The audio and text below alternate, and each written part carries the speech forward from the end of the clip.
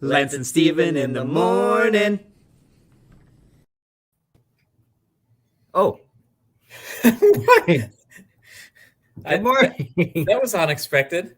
That was unplanned. Good morning, our dear one viewer. Oh, And this is a all big those morning. Good morning. We're glad you're here. Watch later. Hey, we got two. This is our last show, Steve. Yeah. How does that make you feel?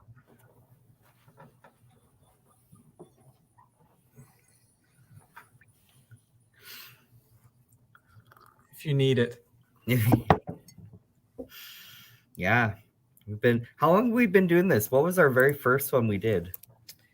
I want to say it was like April, May. Look back. Oh, not my channel. I'm gonna look. We've been doing it for a few months. Yeah. Very consistently too. The end of an era. The end of an era. Thanks for being here with us at the end of all things, Kim. Well, so here's what's funny. We don't usually get more than 7 or 8 viewers live, but our post reach, I was just looking at, some of the Facebook numbers. Our post reach for this was second only to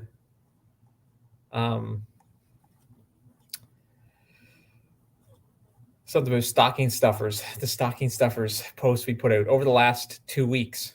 So anything we put, Lance and Steven does well for engagement online, even though we may not get as many live viewers. People are aware of it and they don't watch it after the fact. And so if you're watching after the fact, we're sad that you missed out on the beginning of the end. The beginning of the end. The end of the end. Our first episode was April 1st, 2021. Yeah, because I think we did it as an April Fool's kind of a thing. Mm-hmm. And then it just kept going. Some people A. Some people A. Some people A. Kim's watching us. That makes us happy. And you know what? As much as so it's fun having people watch us live. It's fun knowing that people are watching later. Some people are working during the day. Kim, come on. Who's working right now? So here's an interesting thing. Nicole Forsberg would usually watch us on her coffee break. Mm-hmm. Yeah. But we've always been doing this because we're having fun. We're having fun. It was really never about you, our dear viewer. Yeah. It was about the imagination of you, our dear viewer. And I guess in that way, we truly are modeling off of Troy and Abed. That's right. Because that whole thing, that whole shtick was that it was a show they did, but there were no cameras. There were no cameras. Never recorded. It was just them in a room doing it as if it was a show. Yeah. So good. Yeah. So which is really what it is for us. This is art imitating art. That's what this is. A lot of fun. But for everyone who is watching today or watches this later, we've got fun stuff for our last episode. So we have planned some fun stuff. Yeah. Excited. Yeah. What do we want to go ahead. You, our dear viewers, could have made it more fun, but nobody took us up on the Chris Tingle challenge. I'm very disappointed. Yeah. Not one Chris Tingle. Like disheartening. I'm deeply disheartened by it. Yeah. For those of you who are like, what are you talking about? Chris Tingle. Yeah, we talked about this last week. Yeah. where you stick the candle in the orange and candies on shish kebabs, and somehow it all represents Jesus. So the great English tradition. Yeah. Christians, man. We're weird. We're a weird bunch. Oh, buddy. So where is yours? Hmm? Kim's asking where ours is. Where's our Christingle? We didn't. We're the ones who went digging for that information for you to possibly have your own chance at getting limited edition 12 only ever made, your very own Lance and Steve. So even when we're gone, we're with you every morning, watching you as you drink your coffee. Yeah, we're like Santa, right? We know if you've been naughty. We know if you've been nice. We probably won't give you any gifts, but we're just there.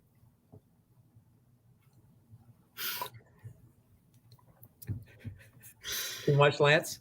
Too much? Oh. That's good. So we're talking about, throughout this season of Advent, we're talking about Christmas traditions. Yeah. And we thought it would be fun to talk about traditions from different areas. And we talked about chestnuts roasting on an open fire. We talked about that idea. Yeah. That was really interesting. And you came with the Christingle. Yeah. Christingle. So we can't talk about Christmas traditions. You know, we did Newfoundland word of the day almost every week, and somebody told me that that's what they're going to miss the most is our Newfoundland word of the day, which I thought was interesting. But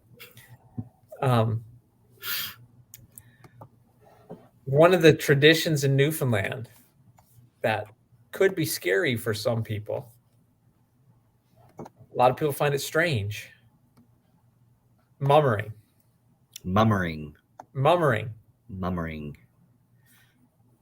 So that's a word I've heard before, and it makes me think of acting for some reason. Like it's related mum, right? To mum. Oh, it's like to mime almost, I guess. Hey. Yeah. Okay. Yeah. It's a, that to mum is kind of to put on a show, to that kind of an idea, right? Okay. So what is mummering?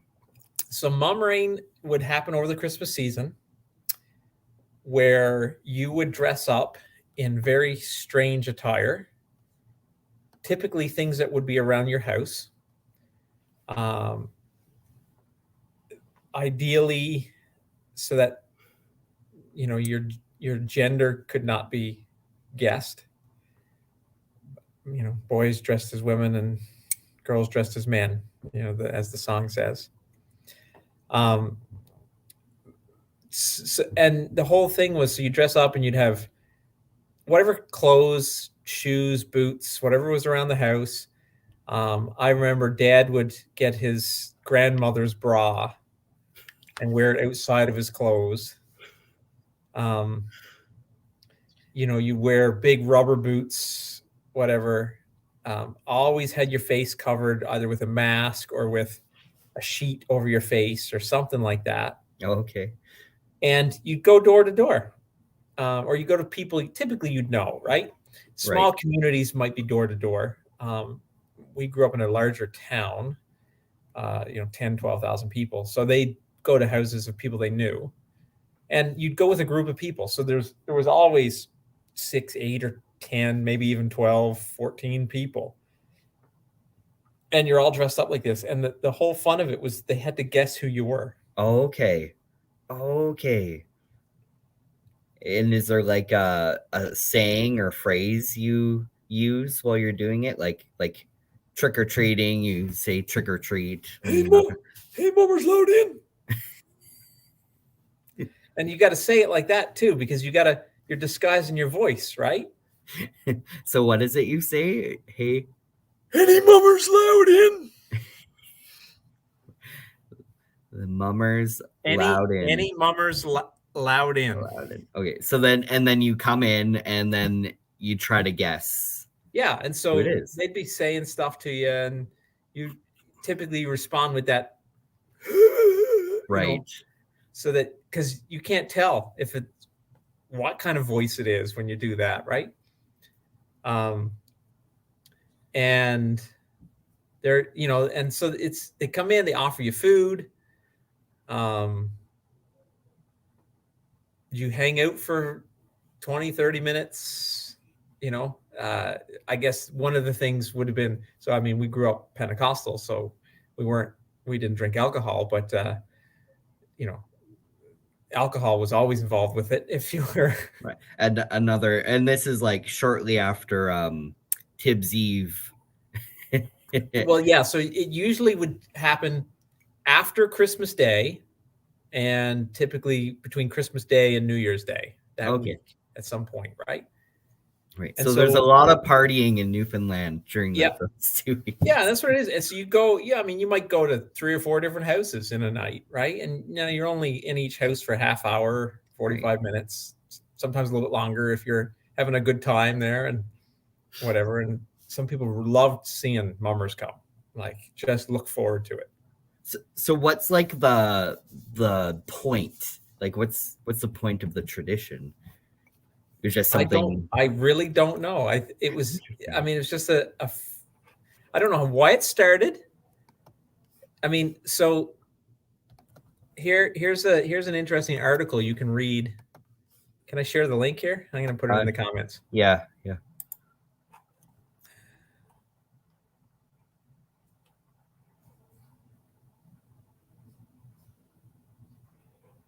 Oh, I don't know if that worked. Did it work? Yeah. Yeah, it's there. One of them got separated. Oh. But yeah. It sounds like you're dissing people. Your granny. Are mummers allowed in the Newfoundland holiday tradition where disguised visitors drink, dance, and swing your granny? Yeah. But it's all part of that song, right? I don't know if you've heard the mummering song. No. You have not heard the Mummers song? Okay. Nope. Well, we're not going to do it on the show, but I'll bring it up for you to listen to after. Yeah, I mean it's a classic, and it's talking about that tradition. It's a song about that tradition. It was written by a Newfoundland band. But I think, I mean, it has roots in England as well, right? Right. Okay. So there's something that maybe people can try to strike up this year outside of Newfoundland. Go to your neighbor's you probably house. Get arrested anywhere else, I'm pretty sure. I'm almost certain if you tried to do this anywhere else, we'll be mummering visiting you in prison. A mummers loud in here. Yeah, dressed up like that. Yeah, I'm pretty sure somebody would call the cops on you. That's fantastic. Kim was saying they talk about mummering in War and Peace. Yeah, she had mentioned that. So it's like it's beyond Newfoundland. It was something that happened before, but yeah. Okay. So that's mummering, but there's another Newfoundland Christmassy thing you were going to talk about. Yes. Old Christmas Day. Old Christmas Day. Old Christmas Day. So Christmas Day, December 25th. Yeah. Old Christmas Day. 12 days after December 25th. Oh, okay. So what's that? So my understanding, and I did a little digging, it's a little bit grainy as to what it actually is. But it was a phrase that my parents always used, especially mom. Mom would take the decorations down on Old Christmas Day. Oh, okay. That was the tree would stay up, the decorations stay up until Old Christmas Day. Then she'd take all the decorations down. And I'm like, what's Old Christmas Day? She could never really answer. It was just, It was 12 days after Christmas. It was Old Christmas Day. So Hmm. January 6th or whatever. Okay. Old Christmas Day. Old Christmas Day. So I did a little digging, and from what I can figure out, what I think it is. So we're in the liturgical calendar. We're in the season of Advent. Right. Christmas begins Christmas Eve, sunset, Christmas Eve, that night begins Christmas, right? Christmas tide, or whatever. And you familiar with the song, the 12 Days of Christmas? Yeah. It runs for 12 days. Partridge in a Pear Tree. Yeah. So Christmas runs for 12 days in the liturgical calendar. And so it runs from Christmas Day and the 12 days, which I assume then takes us to Old Christmas Day, which is the end of Christmas tide. In my understanding, I could be totally off base with that, but I remember trying to figure it out when I was younger. Like, what's Old Christmas Day? What's that all about? Yeah. And I think that's what it is. It's kind of derived from that idea of the liturgical calendar. Right. And old in the sense of like it's worn out now. We've had 12 days of this. So it has to do with the two different calendars that were kept. Oh. Because there was the Julian calendar and then the other calendar, and I can't remember what it was called. And the other one. And the other one, Christmas Day, was this day. Oh, okay. And then they standardized the two calendars back over 1,000 years ago. Two calendars. Gregorian and Julian. Yeah. And so the Gregorian calendar, Christmas Day fell on that January 6th or whatever. Right. So the best I can figure from digging, and I mean you can look it up yourself and try to figure it out, but it's not necessarily clear because it's a leftover tradition from somewhere, something. Right. Interesting. Yeah. There's so much like tradition and history stuff around Christmas season. Well, because I look at Christmas and Easter, and we talked about this a little bit before. I mean, it goes way back. Yeah. Right? I mean, Christmas goes back to the Yule festivals of the Nordic and Scandinavian peoples and whatever, and then with the gospel coming in, they changed some of the things to bring it more in line with the Christian message. But yeah, just interesting. And but the traditions that seem to have held and changed, tweaked over the centuries, but still there, like fruitcake.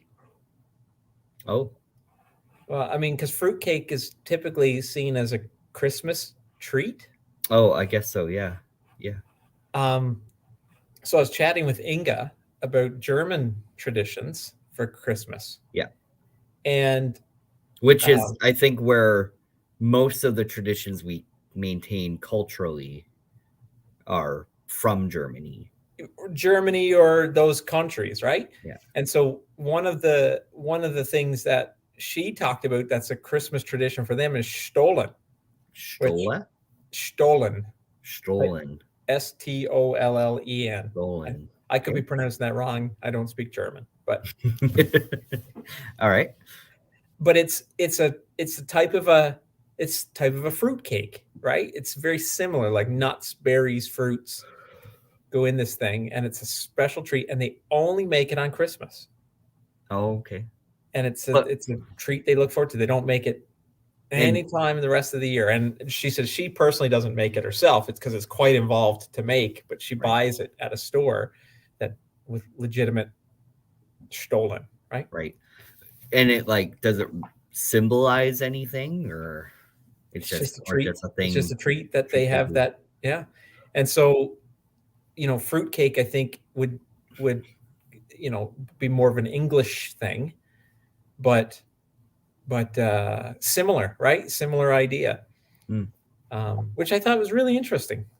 That is interesting. Yeah. So then I was asking her some stuff about German traditions of Christmas, and she was telling me like they celebrate Christmas on Christmas Eve. Oh, okay. So they do the big meal, supper time, Christmas Eve. They do the gifts and everything that evening, which is interesting because I think it's also like probably like the Nordic countries are similar in that as well, right? Yeah, maybe. I don't know. But yeah, they do Christmas Eve is their Christmas celebration. And so Christmas Day then is more just relaxed and not much happening and whatever. Right. Spending time with family. But then like that's your big meals and whatever. And there's certain like, so you have the Stollen, you have European wieners, she said. Oh, yeah. Familiar Sausages. with those guys? Which is funny. I looked it up, and they're also known as Vienna sausages. They look like hot dogs, only super long. But yeah, that's like the national dish, isn't it? That's like the national dish in Germany, isn't it? Like I don't know, but she said again, that's a Christmas thing. Like you don't typically eat that. Oh, cool. I mean, some people might, but she said like that's when we eat it. We don't eat it the rest of the year. We have it that night. Yeah, kind of like we don't just eat turkey all the time. We have like, I mean, for us, we typically do a turkey three times a year, maybe 4. We do it on Christmas. We do it Thanksgiving. We'll have it on Easter. And some other times we'll do it if there's like a family event. Right. Or whatever. But typically that's all we do. All right. And growing up, that's all it was typically 3 times a year. Yeah. But yeah, and so she said we do that. They do like this Jello salad kind of a thing, like a Jello mold. Yeah. I don't know if you're familiar with that. It's like no, I don't like Jello though, so that sounds interesting to me. But yeah, and then like potato salads and all that. And she said that's what they do every year, and that's what it is. And everybody and she said like her kids look forward to it. Like that's that's they cool. grew up with, right? See, and that's what I like about like traditions of all kinds and flavors is you do it long enough, and then it's just that nice thing you look forward to and adds something to the season, I think. Yeah, totally. Something to look forward to, Yeah. So I don't know for you, our viewers, if there's any Christmas traditions that you guys hold near and dear to your hearts, things that you grew up with that you say maybe this was a cultural thing that didn't even realize. Yeah, my mom would make cinnamon buns every Christmas. That was the only time we got homemade cinnamon buns. I don't know that was connected to any tradition. There's just a family thing we did. Yeah. Yeah. Well, Julie's friend Emerson, her father's Dutch, right? Okay. And he every time over Christmas, it's a New Year's thing. This is more New Year's. Is oliebollen. Oliebollen, which is like a type of donut kind of a thing. Ooh, nice. So last year he made some oliebollen and sent over to us on New Year's Eve, and it was great, nice little treat. But he said it's the only time they make it, but he does it every New Year's Eve. That's really cool. See, and that's fun. I think that's so fun. Yeah. Yeah, and I mean, there's lots of fun. Oh, I was asking Inga too about. We've got a show crasher. We got a show crasher. We should have had him tell some of his German. Oh yeah. Oh. Call him back. Lots. Yell, Glenn, do you have German Christmas traditions? No answer. Nothing. Crickets. That's awesome. What was I saying? Oh, yes, and she was telling me about Krampus. Oh, what's Krampus? Or I don't know. So Krampus, I guess, is also the English pronunciation of a German word. But he was the guy that if you were good, Santa would come and bring you gifts, and if you're not bad, Krampus would come and steal you away. Oh, okay. It's like Belschnickel. Belschnickel? I only know that from The Office, where Dwight dresses up as Belschnickel. Oh, I don't. Is that real? I wonder. I think it is real. I think I looked it up. Belschnickel. Teofia. It's got a Wikipedia page. Belschnickel, a crotchety fur-clad Christmas gift-bringer figure in the folklore of the Palatinate region of southwestern Germany along the Rhine and other places. These European traditions of this Santa giving gifts, or then this other person coming to take you or steal you away or whatever, crazy. Servant of Saint Nicholas. Belschnickel does not accompany Saint Nicholas, but instead visits alone and combines both the threatening and the benign aspects, which in other traditions are divided between Saint Nicholas and the companion figure. So funny. Yeah. He's ragged and disheveled. Yeah. Carries a switch in his hand with which to beat naughty children. But then, gifts for those who are good. so that's a much more I'm telling you, man. Santa just gives you coal. Belschnickel. Yeah. Better not have been naughty here. You get the switch. Get the switch from Belschnickel. Greetings, Facebook user. Greetings, Facebook user. Nice to have you with us today. Christmas traditions. Yeah, Christmas traditions. So I don't know what people watching, if you grew up with the threat of some figure. Yeah. Be good or else some mythical creature takes you away or beats you with a switch. Kim is saying, growing up, we always had. Oh, this might be Glenn actually on Kim's account. So beware. Growing up, we always had duck for New Year's, which I never liked, but thought it was traditional, like having turkey for Christmas. Imagine my surprise. Duck is good though. I don't think I've had duck, but I've heard that lots of people like duck. Cindy, we do appies. Appies, yeah. That's a New Year's thing for us. Appetizers. Yeah, and then Christmas is the turkey and the stuffing, and appies on Christmas Eve. Yeah, that's cool. Yeah. I like so like we do Christmas morning breakfast, like brunch or whatever. Yeah. Waffles and stuff. So that's kind of the thing. And then the day is like relaxing and enjoying being home and all that. But I like having lots of fun stuff on Christmas Eve. So that's when we watch Hallmark Christmas movies and wrap presents to put under the tree. That was the other thing Inga said. Like traditionally, like New Year's Eve fondue. Nice. They wouldn't put their tree up until Christmas Eve. Oh, really? Yeah. Okay. And she said, like, you'd never do it now, but you put real candles in the tree. Yeah. I vaguely remember that idea. Not so safe now. I think there's a reason they stopped doing that. Yeah.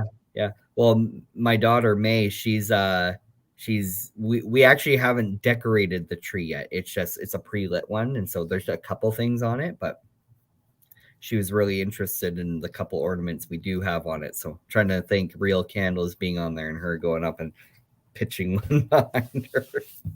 I mean, so I said it probably good you put the tree up on Christmas Eve, because man, if you're using real candles on that sucker, yeah, after a week or so, that thing's going to get pretty dry. Well, and I know in a lot of different cultures that the idea of, and I think happens a lot around this time of year because it's getting dark. And so a lot of the bringing plant life or lights into the house is in a lot of cultures about preserving the light because the days are getting darker and longer. And so you're preserving light and life and trusting that it's coming back around. So of course you can obviously where Jesus fits into that kind of idea pretty neatly. Ronald saying Mummering started in England the day after Christmas, St. Stephen's Day. Poor people would disguise Feast of St. Stephen. Poor people would disguise themselves and go to the estates of rich people asking for leftover food. Makes sense. Yeah. Makes sense. Yeah, and then you can see how that just becomes people going around looking for alcohol. But yeah, we don't we do that often with things? It's like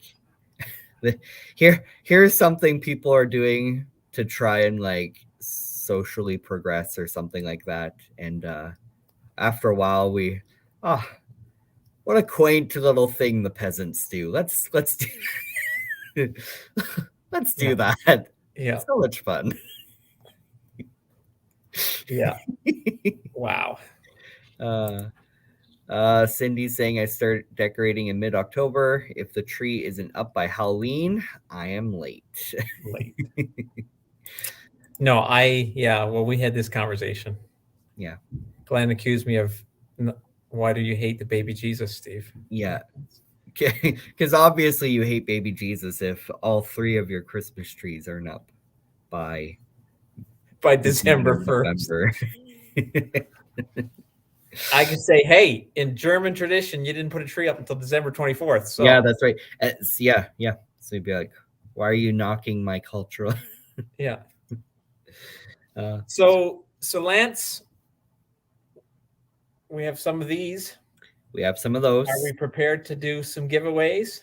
We are going to do some giveaways. So how are we doing the giveaways, Steve? So we had asked. Hello, Marcelo. Hey, there's Marcelo. We do have nice traditions. I'm sure you have nice traditions too.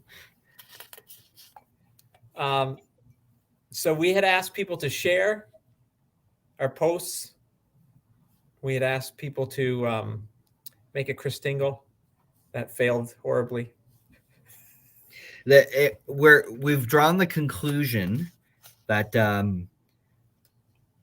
people are not wanting our mugs, apparently. No. And so we're actually just going to force them on people. You're getting a mug whether you want it or not. You want it or not. So one is spoken for. One is going to head to Bolivia when we can get mail down there. And that's going to Marcelo because we promised that to him months ago. Long time ago. And then we do have some people that we know for sure who shared, right? Yep. So let's announce that. Do you have the names? Mary Moore. Mary Moore, you're gonna get a mug. Sandy Morris. Sandy Morris is getting a mug. Vivian Berline is getting a mug. Berline. And I forget the 4th one. There was a 4th one. The 4th one. Yeah, I thought you knew the 4th one. There were 4 people, right? There were 4 people that we know for sure who shared. And I only know for sure the names of 3 of those. How come you didn't write the names down, Lance? No, I thought you had it. I don't have it written down. Uh-oh. So if you did share, we're going to go by the honor system. Let us know. Yeah. And we will get you a mug. Yeah. And our idea is we're going to on Tuesday, hopefully Tuesday afternoon. Well, I'm going to get in touch with you. I'm going to get in touch with the people who get mugs on Monday. I'll give you a call. Yeah. We want to personally come deliver them to you. Yeah. Yeah. we'd love to personally deliver the mug to you. Yeah. So you, Marcelo, sorry, we can't make it down in time. Yeah. So yeah, if you did share, because there were 4 people who shared for sure, and there were 2 more that shared, but it didn't show us who it was. Right. So we need you to tell us. Yeah. And we'll use the honor system. We'll trust you. Yeah. If you actually shared, yeah, let us know. And we still have more mugs to give away. So I honestly think if you want a mug, let us know now in the chat. Yeah. We'll get you a mug. And if you're watching this after the fact, it may not be too late because we're forcing them on people. Yeah. And if you don't want a mug, we may show up and deliver a mug to you anyway. Exactly. And then we'll do that thing where anytime we see you or visit or whatever, we'll expect to see the mug is being used. So you'll have to like pull it out of storage. And Marcelo's saying here in Bolivia, we have villancicos, songs that are a mixture of Christmas songs and folk melodies from the Andes. If you search YouTube for that, you will enjoy those. That's cool. I'll have to check those out. Villancicos. Villancicos. Yeah, that's cool. Okay, well, I think we have just one more big thing to do, Steve. One more big thing? One more big thing. Besides saying goodbye? Besides saying goodbye, yeah. We, in preparation for Christmas Eve services, we, a group of us worked together to create a skit. Yes. We made a skit for Christmas Eve. And instead of doing it live this year, our skit has been recorded in movie fashion. And we had a lot of fun doing it. It was so much fun.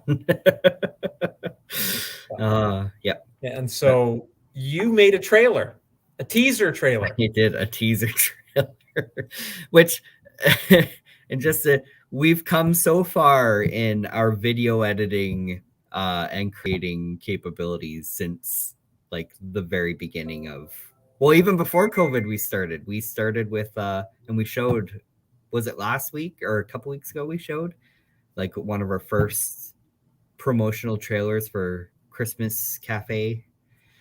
And so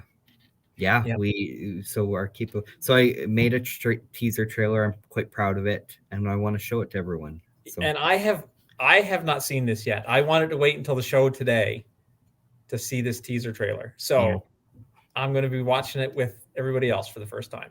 Yeah. Okay, so here we go. Let me just pull it up here.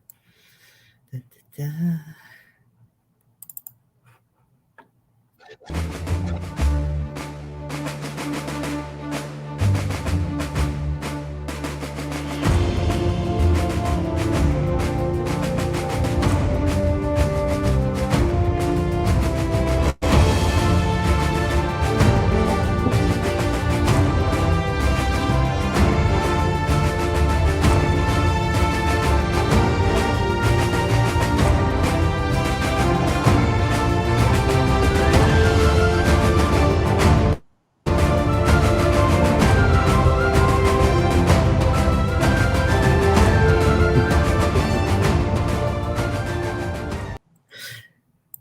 Definitely like as good as Star Wars: The Phantom Menace.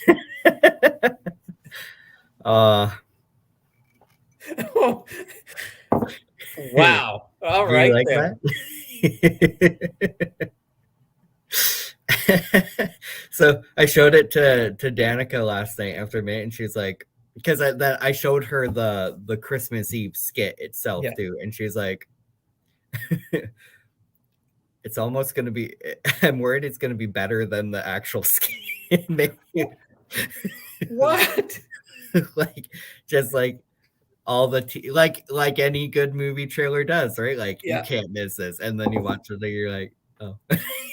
But no, I'm really proud of the Christmas Eve skit. It was so much fun. It came together so well. Yeah. Yeah. I'm glad you enjoyed that, Cindy. Yeah. No. Yeah, it was fun. It was fun doing that, making the trailer and making the skit, and pretty proud. Got some editing still to do, but no, we think you guys. What was that one quote? Definitely not a waste of time. Definitely not a waste of time. Yeah. Yeah. Yeah. At least as good as Phantom Menace. So good. Yeah. So That's funny. anyway. I think we need to put that trailer up on our Facebook pages and stuff. Yeah. I'll share it. I'll share it to. Oh, well, there we go. That's our last one. Yeah. Marcelo saying, besides the great mug, it's having all the beautiful memories shared with us. So yeah, it was good. We had Marcelo even on live one week, and it's been a good run, Lance. Eight good months of doing this. Yeah, I enjoy. Well, one of the reasons we did this was it's using the technology to create community, right? And as with anything, you can't control whether people use it or implement it or not. But again, we've had fun doing it, and we know there's lots of people who like watching and connecting. And well, and we started just like Troy and Abed. They did it because they liked hanging out together. Exactly. We did it because we liked hanging out together. Exactly. So there you go. Cindy says, I missed quite a few, but enjoyed the ones I saw. That's nice. Well, we're glad you joined when you could. Yep. Well, with that, if you want a mug, let us drop know. a line in the comments, even afterwards. At any point, you may watch this video. Supplies are limited. Awesome. Thanks for joining us on this journey, everybody. Thanks for the fun. And Merry Christmas. Joyeux Noël. Feliz Navidad. Feliz Navidad. Goodbye, everyone.